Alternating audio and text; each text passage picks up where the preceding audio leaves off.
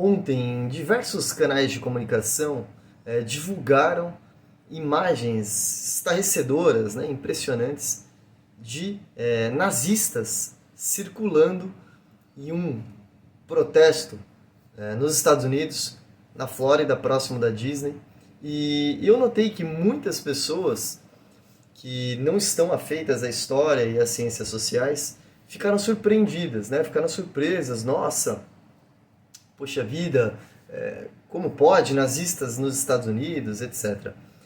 O interessante disso, pessoal, é que do ponto de vista histórico mesmo, se a gente for na raiz, na essência dos fenômenos que geraram, que foram desaguar no nazismo, não há surpresa nenhuma.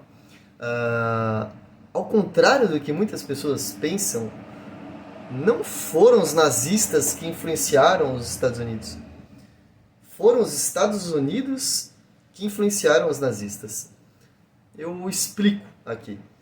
O nazismo, ele é um movimento político tipicamente moderno. Quando eu falo aqui moderno, não estou usando a linguagem leiga, eu estou usando a linguagem histórica. O nazismo ele pertence como movimento político à modernidade, à idade moderna, à idade pós-idade média, renascimento e todo aquele período do iluminismo. Então, o nazismo ele é produto da modernidade. No entanto, nós sabemos todos que é um movimento que rejeita as ideias modernas, né? É curioso. Ele é consequência da Idade Moderna, mas ele não é modernista, ao contrário, ele rejeita toda a modernidade e abraça uma parte do romantismo, especialmente o romantismo alemão.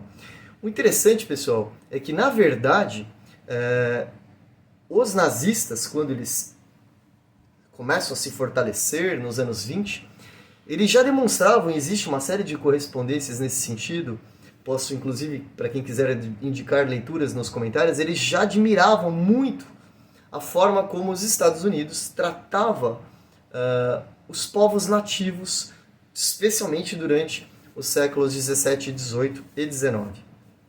E os Estados Unidos, por sua vez, ele simplesmente reproduzia ideias e posturas coloniais. Posturas e ideias e práticas cometidas aos montes, sem exceção, pelo Império Português, pelo Império Espanhol, pelo Império Holandês, pelos países que formavam as colônias francesas, pelo Império Britânico. Então, e claro, não podemos esquecer do principal, né, o Império Belga, né, com suas atrocidades no Congo. Então, na verdade, inclusive isso muda de figura quando os nazistas chegam no poder. De figura política marginal, os nazistas chegam ao poder nos anos 30, quando Hitler ele é nomeado o primeiro-ministro, o premier, pelo presidente da Alemanha então, e depois a gente sabe que isso termina, né, na obtenção de poderes absolutos, quando ele dissolve o Congresso, etc. Quando os nazistas já ensaiavam o escopo, o projeto das leis de Nuremberg, ou seja, das leis segregacionistas que eles pretendiam implantar contra os judeus, contra os ciganos, contra os católicos, contra os comunistas, contra os homossexuais, etc., eles já tinham leis em vista. E qual era o maior experimento social nesse sentido? Eram as leis segregacionistas dos Estados Unidos. Então, os nazistas, através, né, claro, de seu precursor Hitler, eles enviam uma comitiva de juristas alemães para os Estados Unidos para investigar e analisar como funcionavam as leis Jim Crow. Para quem não conhece, pesquisa aí no Google o que são as leis Jim Crow. Elas eram leis que reconheciam que existiam algumas pessoas que eram cidadãos e outras não eram cidadãos, ou, quando muito, eram cidadãos de segunda classe.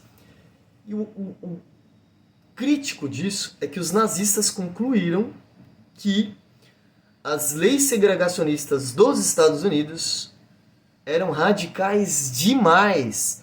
Elas eram segregacionistas demais para serem implantadas na Alemanha.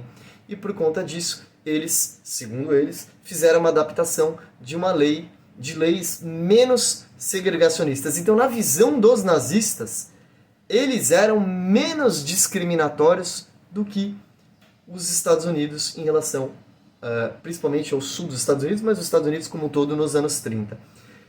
Então, pessoal, hoje é preciso se reconhecer que sim, foi melhor que os aliados vencessem a Segunda Guerra do que o Eixo, não há dúvida.